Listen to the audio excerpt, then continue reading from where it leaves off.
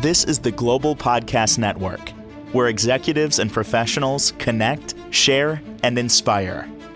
Stay tuned for the conversations that drive success.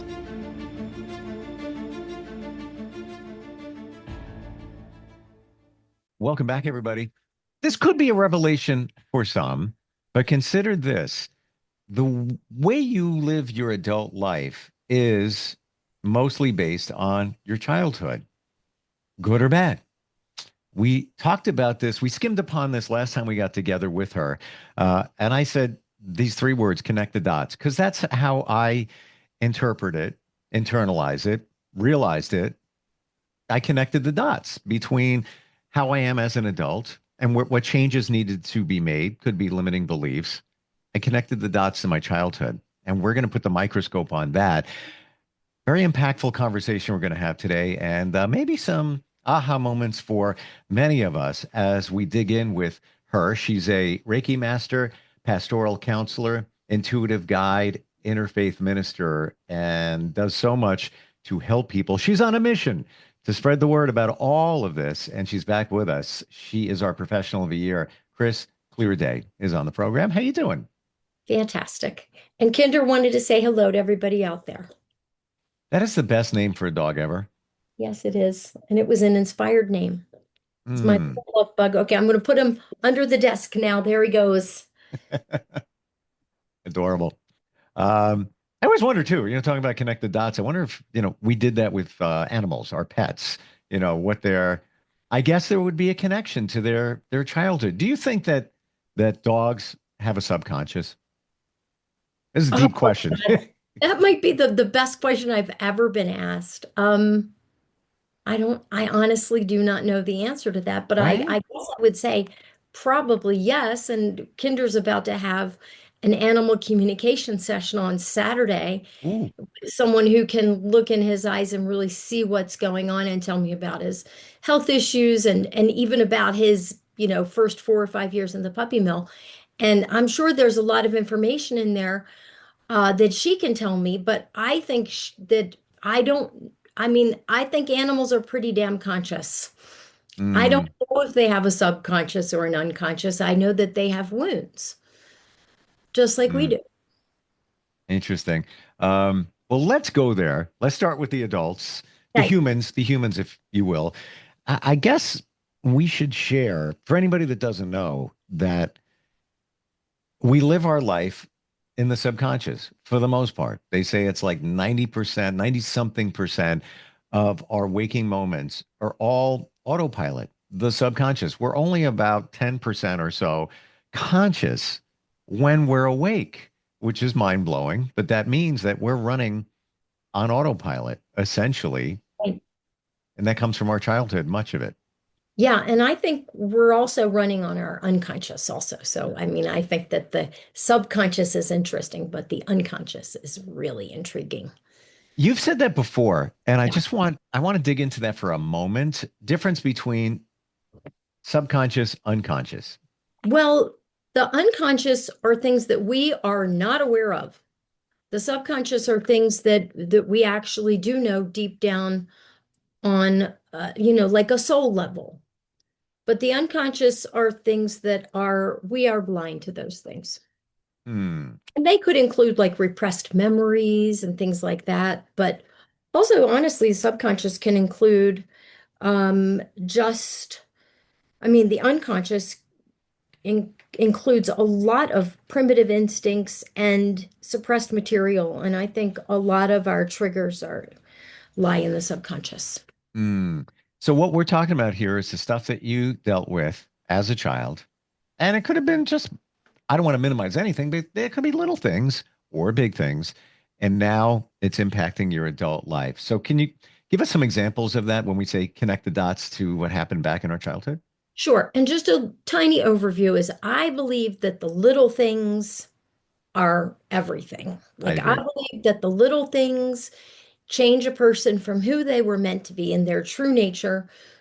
When they had the spark of life in their mother's womb, that's who they were meant to be. They had all their unique gifts, special ways of being, but none of their wounding, trauma, or conditioning. And then slowly, little things happen. people say things, people do things, and a child's interpretation of that is oftentimes to hold on to the hurt. And then the Mm, child anchors into the hurt. And those are just pure raw feelings like, I'm not good enough, I'm not important, nobody loves me, nobody likes me. The list is endless.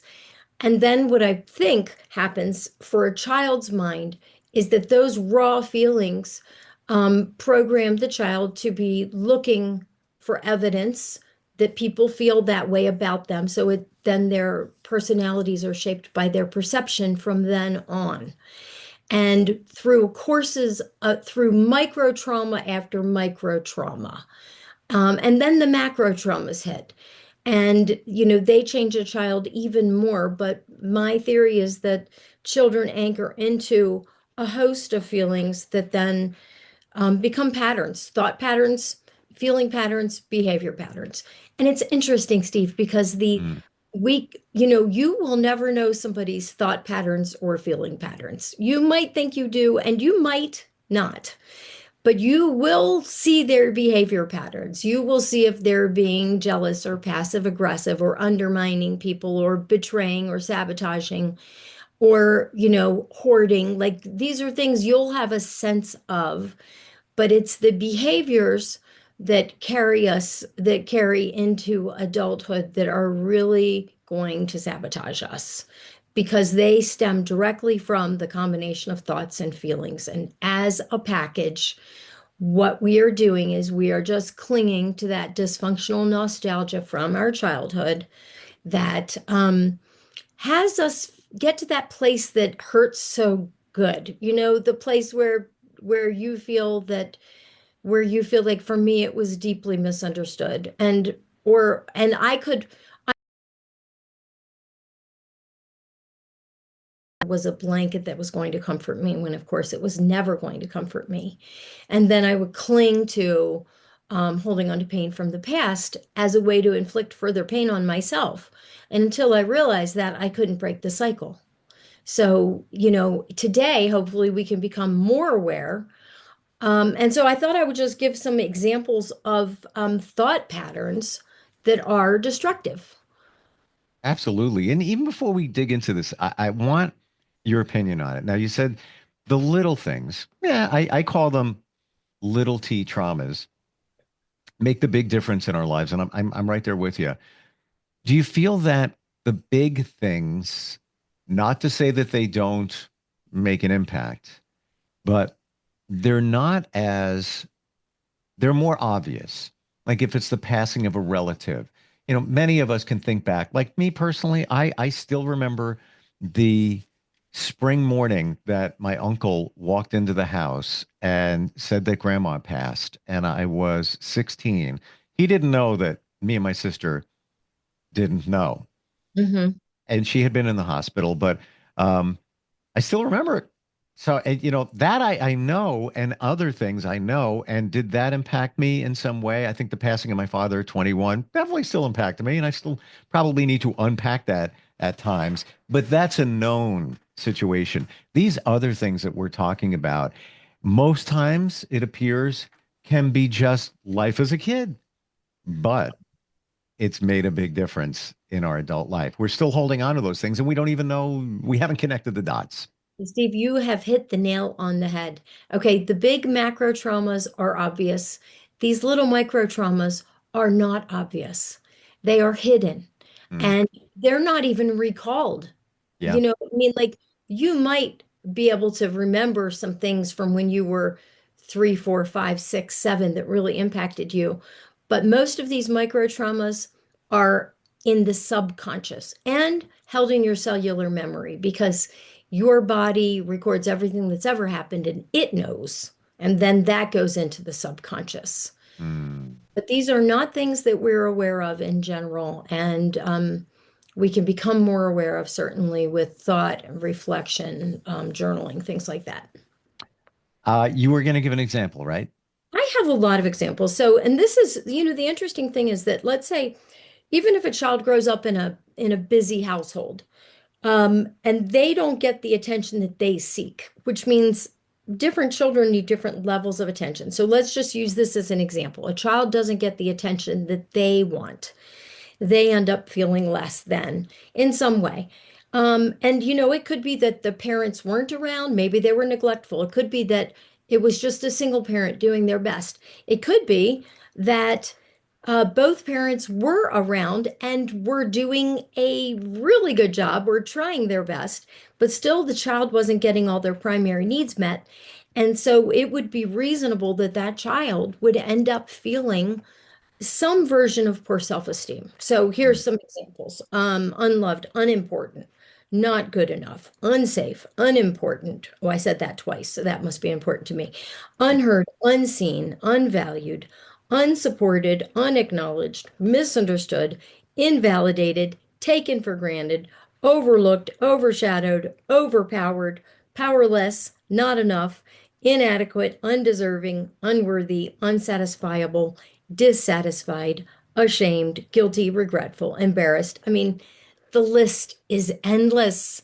Mm. And these are feelings that everybody has. But my theory of the addiction to suffering is that each person has one primary and one secondary. And that's their hook into suffering throughout their entire life until they figure it out.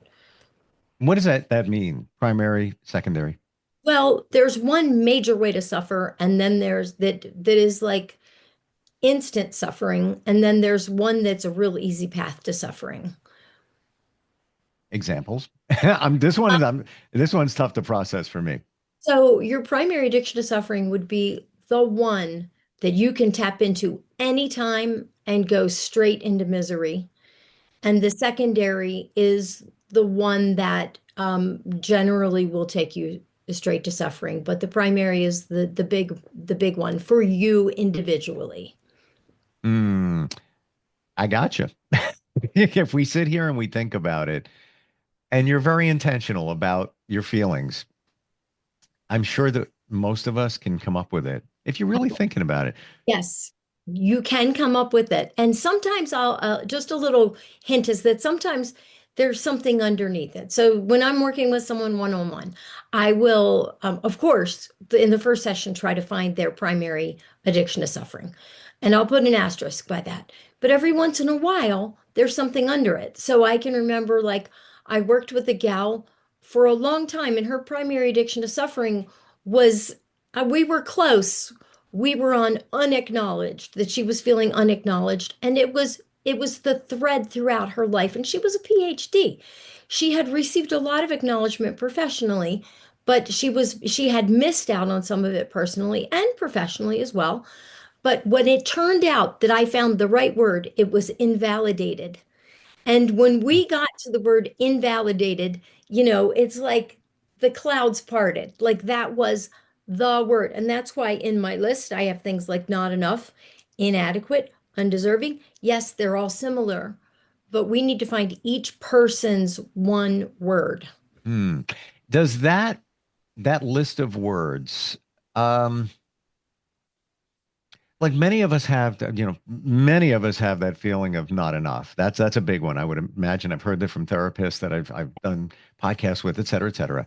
Um, could that list even be things, and this is a big one for a lot of people, fear of abandonment, for whatever the reason is, would that be, one of those words, or is that something totally different? Well, what would go on someone's list that was dealing with that would be that they were feeling abandoned, would go under the feelings, and the behaviors would reflect a fear of abandonment, fear of being abandoned. Usually, I would connect that with fear of being abandoned, rejected, betrayed, and sabotaged. So I usually put those four together. And the question would be, what would that person do because they were afraid of being abandoned? Like, would they close down their heart and be unavailable to begin with so that no one would ever get close enough to hurt them again? Or would they be extra needy?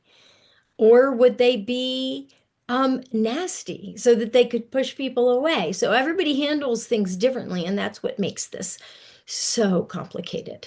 For sure, but so important because this is everything. Yeah. Yeah, it really is. All those things that you mentioned, all of us pick one of those words. I bet you. I bet you somebody would say, yeah, that's me in some shape and form. And it comes from our childhood. Let's, as we try to connect the dots, what's your feeling scale of 1 to 10? 10 being it's all about the childhood. There's an isolated case here and there, but 10 being everything we're dealing with now as adults, trying to move our way through life, uh, comes from the childhood. Scale of 1 to 10. 10 being, yeah, that's it. 9.98. All right.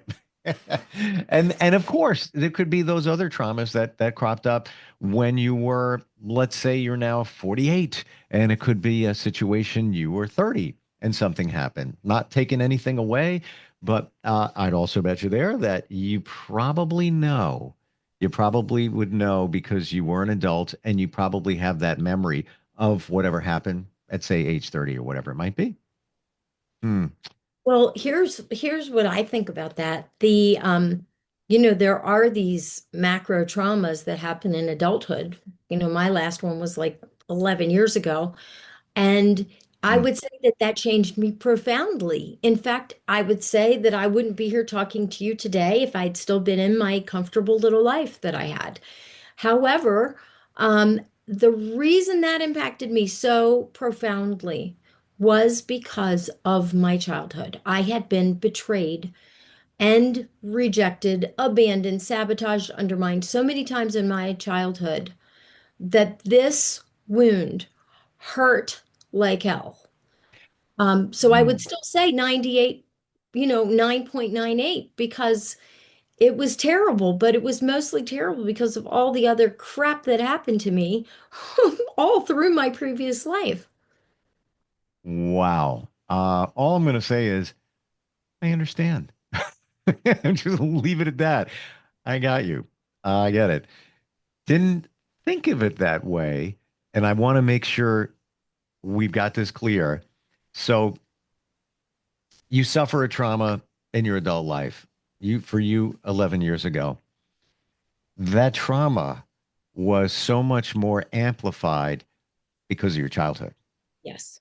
Okay. That's what I thought. Just And not just your childhood, but all the wounds from childhood forward that were similar.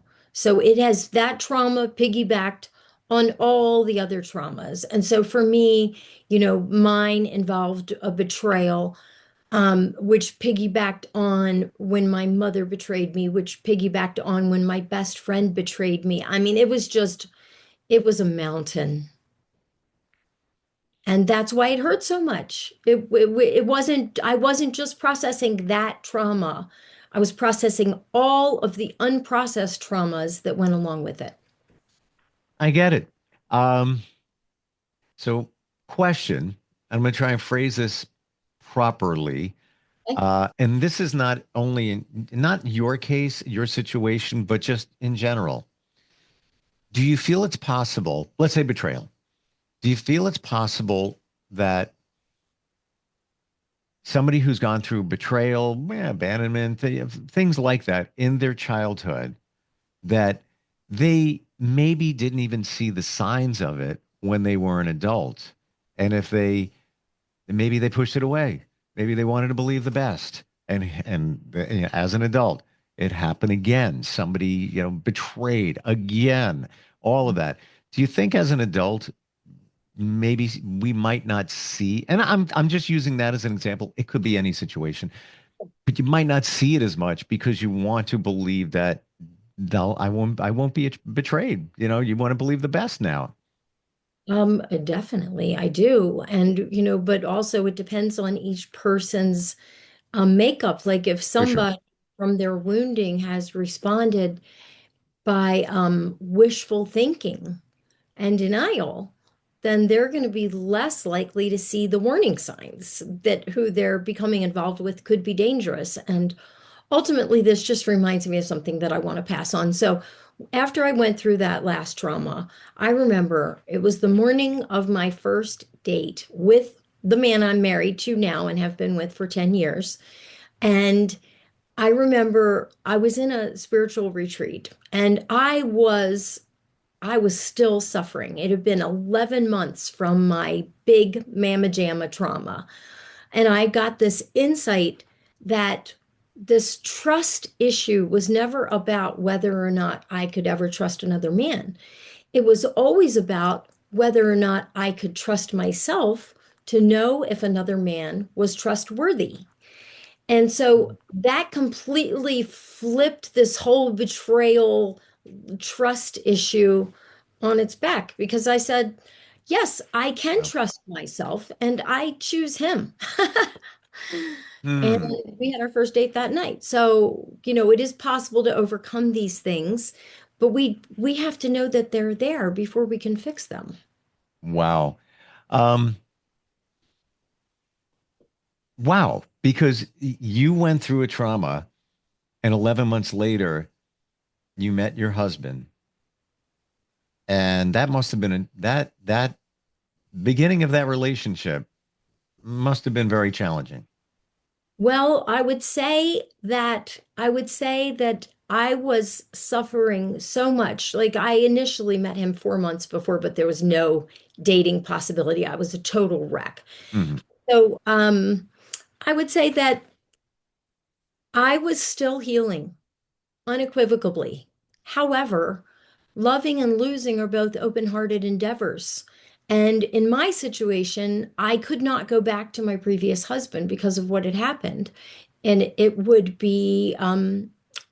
unsafe for my daughter. So I couldn't go back. It was done. It was as if he had died. There was no going back. And it it just became a matter of, okay, moving forward. But if you can love and lose simultaneously, if both are open-hearted endeavors, then you can love while healing. And that's what I did. Mm. Thank you for sharing that. It encapsulates everything that we're talking about. You had that realization that you can continue, you can trust. Would you have had that if you weren't digging into all of this, or were you? You said you were on you went on a retreat. Was that an eye opener for you as well? Well, I think the biggest eye opener for me is I have always been looking at ways to grow and overcome. And I had done like a 3 hour workshop with somebody that I was in a networking group with like um 11 years ago. And oh, okay, I should back up. Well, it doesn't even matter. I found this addiction to suffering one day while I was sitting with one particular client, and the whole world opened up to me. And I realized that she was addicted to suffering, which meant I was addicted to suffering, which meant we were all probably addicted to suffering in some unique way. And then 3 weeks later, I did a little workshop with someone and I found my primary addiction to suffering. And like 3 weeks after that, my whole life fell apart. If I hadn't had that insight, I would be miserable to this day because I would have taken that path to bitter, not better. So Mm. it's just a good thing I was blessed with finding my own. And Wow. Do you believe one word answer here? Do you believe that that happened for a reason that you were aware? yes, yes. I mean, I needed that as a gift in order to be able to move forward. I had a 14-year-old daughter to raise. Mm. And ultimately, being able to help others today. It's almost as the universe says, we need her. We gotta help her. It, it's just I can now use all of my trauma to make a difference. And I feel just deeply honored to be able to do that. I wouldn't say that everything happens for a reason. Like you'll never hear me say that because terrible things happen. But I will say that we can always make the best out of everything that does happen. And so that's my goal. Make the Mm. best, spread the love, spread the joy. Thank you for all of today and the insight on all of this because it's everything, and we don't know. It took me time to figure this out. Why and how did I figure it out? Because I went through something, and Right. when the student is ready, the teacher shows up, Yeah. that kind of thing. How do we find you? How do we connect with you? Somebody's going through some challenges. This is just a piece of what you offer. How do we do that? Yes. Well, hopefully what I'm going to do is more transformational speaking engagements. And so you can find me through my website, chrisclearday.com. You can email me. I'm not a great emailer, but you can also call me or text me. The numbers on the website. And also I'm going to offer for, I think, catered towards graduates and with the concept of FOGU, fear of growing up. I have a 3-part webinar I'm offering on navigating your past, present, and future. And that's also on my website now. But I want to leave you with one thought. Okay, so it is our job to protect our peace. And I'm going to credit Sophie with that, one of my clients who came up with that. And so our job is to overcome and protect our peace. So my quote for the day is, your pain will shape you, but it should not define you. Well said. And peace is everything. Yeah. You don't know it until you know it. Thank you for everything today and your transparency. And we all have a story and we learn from other stories, and I really appreciate it. Thank you, Steve. You're great. Oh, you are. And we'll catch up next time. This is the Global Podcast Network, where executives and professionals connect, share, and inspire. Stay tuned for the conversations that drive success.